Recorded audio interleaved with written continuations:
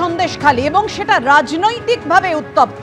কেন আলোচনার কেন্দ্রবিন্দুতে সন্দেশখালী? কালকে মমতা বন্দ্যোপাধ্যায় একেবারে প্রশাসনিক মঞ্চ থেকে বলেছিলেন তিনি দুষ্টু লোকেদের খপ্পরে পড়বেন না, আর তার পাল্টা 24 ঘন্টার মধ্যেই সভা করে শুভেন্দু অধিকারী কি আক্রমণ শানিয়েছেন রাখবো আপনাদের সামনে পর্ব। সবাই ভালো থাকবেন আর মিলেমিশে থাকবেন, কোনো দুষ্টু লোকের খপ্পরে পড়বেন না। আর মনে রাখবেন, কোনো মেয়েরা কেউ ডাকলো আর চলে গেল সেটাও যাবেন না। আপনাদের অধিকার, আপনাদের নিজস্ব অধিকার। কে দুষ্টু লোক মাননীয়া? কে দুষ্টু লোক? সবচেয়ে বড় যদি দুষ্টু লোক থাকে তার নাম এই রাজ্যের মুখ্যমন্ত্রী মমতা ব্যানার্জি। জাল পাসপোর্ট, জাল নোটের পর এবার কলকাতায় জাল ওষুধ চক্রের একেবারে রমরমা কারবার। কিভাবে সেটা আপনাদের সামনে তুলে ধরবো একের পর এক তথ্য। ভবানীপুরে বাড়ি ভাড়া নিয়ে জাল ওষুধের কারবার, 6.5 কোটির জাল ওষুধের হদিশ মিলল। সেন্ট্রাল ড্রাগ কন্ট্রোল যখন অভিযান চালায় 6.5 কোটির জাল ওষুধের হদিশ মেলে। কলকাতায় জাল ওষুধের কারবার চালাচ্ছিল যারা, তার মধ্যে গ্রেফতার করা হয়েছে অরুন্ধতী রায়চৌধুরীকে। বিদেশ থেকে এনে কলকাতায় জাল ওষুধের একেবারে রমরমা কারবার চলছিল। প্রায় 300টি মেডিসিনের খালি বাক্স, 400টি লেবেলের হদিশ। ভবানীপুরে বাড়ি ভাড়া নিয়ে অনলাইনেও জাল ওষুধের কারবার চালানো হচ্ছিল। 2 থেকে 3 লক্ষ টাকার জাল ইনজেকশনের হদিশ। জাল ওষুধের একাংশে বাংলাদেশে তৈরি স্ট্যাম্প, অর্থাৎ বুঝতেই পারছেন উদ্বেগের জায়গাটা, ভয়ের জায়গাটা।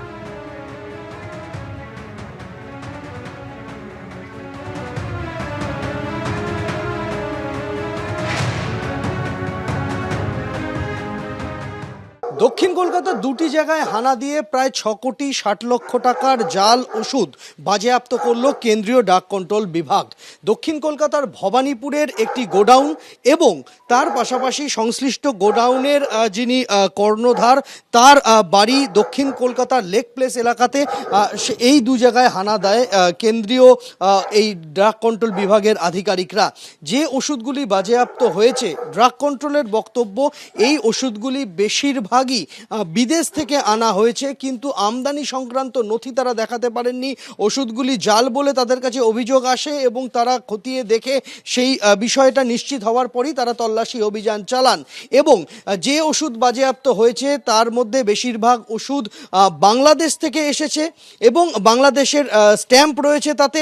এর পাশাপাশি কোনো ওষুধ আয়ারল্যান্ড, তুরস্ক, কোনো ওষুধ আমেরিকা থেকে আনা হয়েছে। বেশিরভাগই ক্যান্সারের ওষুধ, বেশিরভাগই অ্যান্টি ডায়াবেটিক ওষুধ, এমনটাই কিন্তু কেন্দ্রীয় ড্রাগ কন্ট্রোল বিভাগের তরফ থেকে উল্লেখ করা হয়েছে।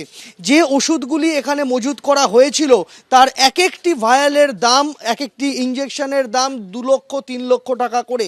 এত দামি ওষুধ এখানে মজুত করা হয়েছিল এবং সেই ওষুধগুলি এই গোটা যে প্রক্রিয়া, সেই গোটা প্রক্রিয়ার মধ্যে এখনো পর্যন্ত তদন্তকারীরা যেটা জানতে পেরেছেন যে তারা সেই সমস্ত ওষুধগুলি নিম্নমানের জাল ওষুধ এবং সেই জাল ওষুধ সংক্রান্ত অভিযোগ পাওয়ার পরই তারা তদন্তে নামেন। ইতিমধ্যেই যাকে গ্রেফতার করা হয়েছে সংস্থার কর্ণধার, তার নাম অরুন্ধতী রায়চৌধুরী। তাকে 14 দিনের জেল হেফাজতে রাখার নির্দেশ দিয়েছে আদালত।